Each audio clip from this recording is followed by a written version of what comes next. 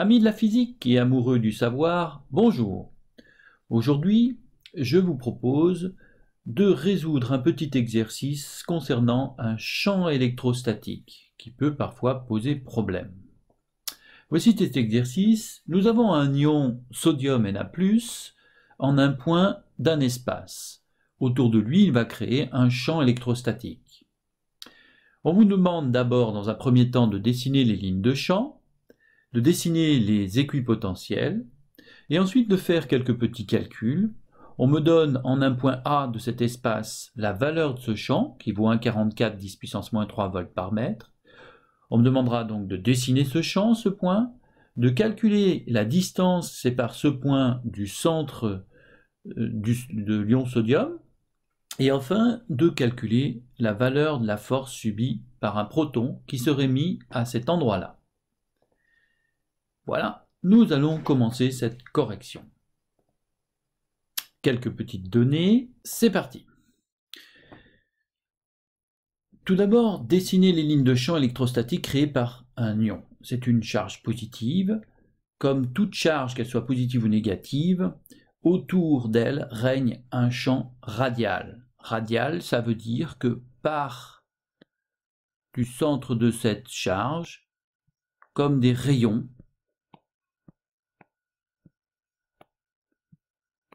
voici donc les lignes de champ. Sauf que c'est un champ vectoriel, et le champ vectoriel est donc orienté. Ici, le centre étant une charge positive, les lignes de champ sont orientées vers l'extérieur. Comme ceci. Si ça avait été négatif, elles auraient été orientées vers l'intérieur.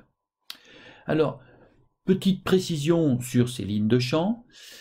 Les lignes de champ, en fait, sont des lignes qui passent par tous les vecteurs champ. Les vecteurs champ, en fait, sont tangents à ces lignes de champ. Ici, il se trouve que comme le champ est radial, tangente à une droite, c'est un peu ridicule pour des maths, parce que une tangente à une droite, c'est une droite. Mais je vais quand même vous dessiner quelques lignes de champ. Alors, je vais les dessiner, quelques vecteurs champ, pardon. Je vais les dessiner en vert.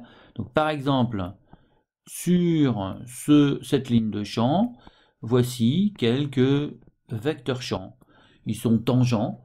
Donc, tangente à une droite, ils repassent par-dessus la droite, mais ce sont la ligne de champ passe par tous les petits vecteurs champ qui sont sur cette droite. Voilà. Ceci étant précisé, on passe à la question d'après qui nous demande de dessiner les équipotentiels. Alors, une équipotentielle, c'est l'ensemble des points qui passent par toutes les valeurs de champ égales. Donc, je vais en dessiner cette fois-ci en bleu, par exemple. Eh bien, puisque le vecteur champ le champ électrostatique est inversement proportionnel au carré de la distance, ça veut donc dire, en fait, que tous les points qui sont sur des cercles, comme si ceci, celui-là, tous les points qui sont là, ont la même valeur du champ. Donc, les champs étant radial, hein, donc ça part de là, hop, hop, pointillé, ici, pointillé, mais en fait, toutes ces flèches ont même dimension. D'accord? Alors, c'est pas tout à fait rigoureux, j'ai pas fait exactement les mêmes longueurs, mais elles devraient avoir les mêmes longueurs. Je vais en dessiner une autre équipotentielle en violet, par exemple, un peu plus loin. Voilà, une autre équipotentielle, on a donc un cercle qui est plus loin, et évidemment, les lignes de champ donc, qui passeraient ici, le vecteur champ ici serait plus faible que celui-là, puisque la distance est plus grande, hein, donc l'action exercée par la charge est plus faible, puisque c'est inversement proportionnel au carré de la distance, mais malgré tout, toutes ces petites flèches sont égales sur ce cercle-là. Elles auraient une valeur plus faible que celle-là, d'accord? Mais on aurait une équipotentielle, et vous en aurez une autre plus loin, donc des cercles concentriques.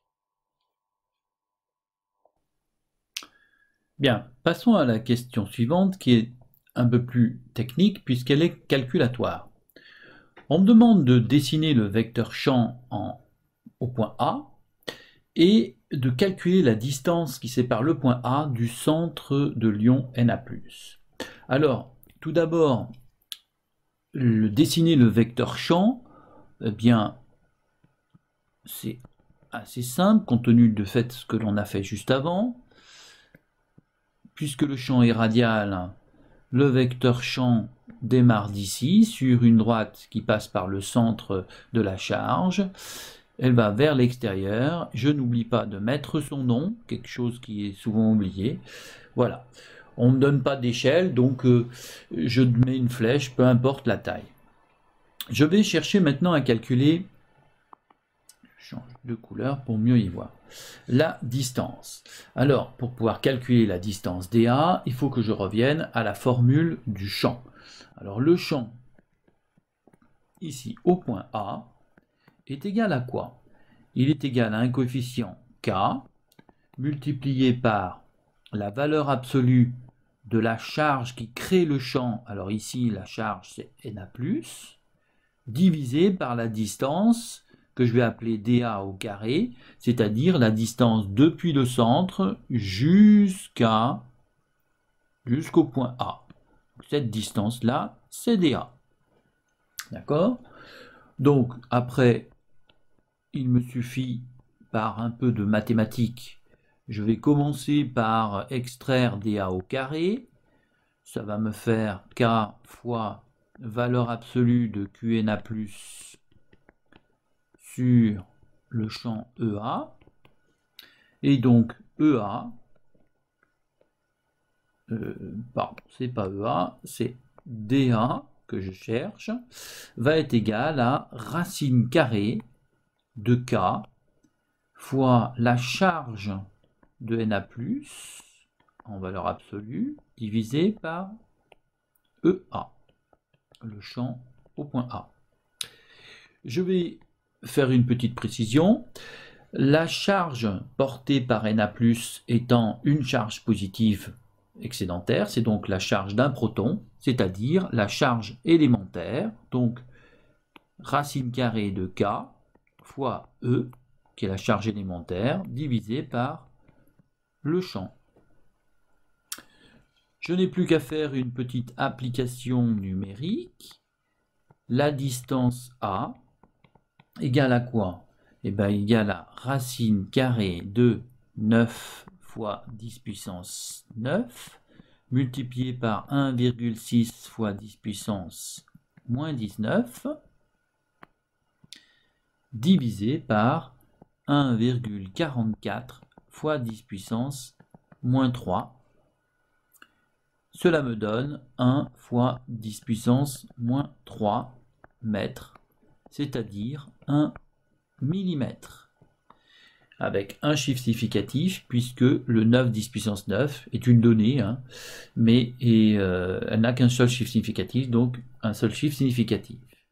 La petite phrase, donc, c'est le point A est à 1 mm de la charge Na+. Voici. Bien. Il nous reste une petite question.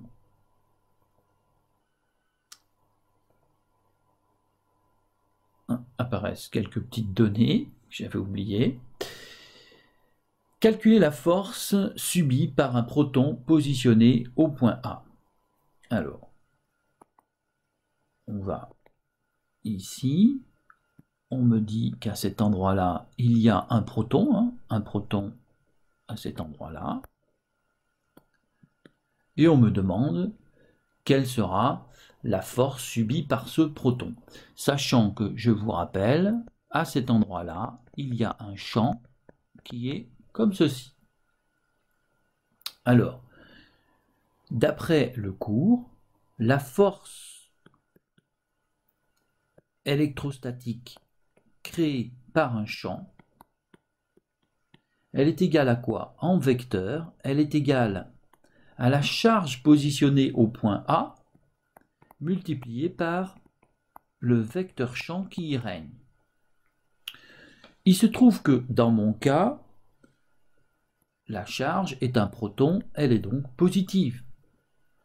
De ça, j'en déduis que la flèche du vecteur FA, la force subie par le proton, et le champ électrostatique EA seront de même sens.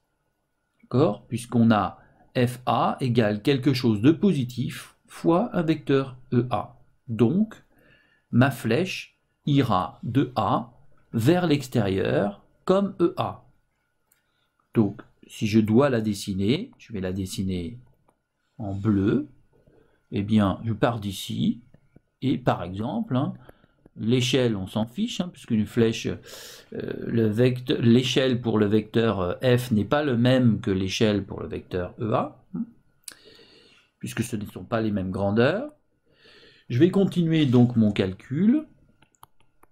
La force FA égale quoi? Alors, d'après la définition, valeur absolue, mais ici on n'en a pas besoin puisque la charge est positive, mais je la laisse quand même. Valeur absolue de QA fois EA. Donc ici, valeur absolue de QA, c'est un proton, donc c'est E. E fois EA. Et donc comme tout à l'heure, je vais faire une application numérique. FA égale 1,6 fois 10 puissance moins 19 multiplié par 1,44 fois 10 puissance moins 3. Cela va me donner 2,3 fois 10 puissance moins 22 newtons. Bien sûr, ne pas oublier l'unité. Ici, 2 chiffres significatifs, car celui-là en a que 2. La force subie par le proton est de 2,3 fois 10 puissance moins 22 newtons. Voilà. Cet exercice étant maintenant terminé, j'espère qu'il vous sera très utile, qu'il vous a permis de mieux comprendre le champ et les forces liées au vecteur champ électrostatique. Moi, je vous dis à bientôt pour un autre exercice. Merci.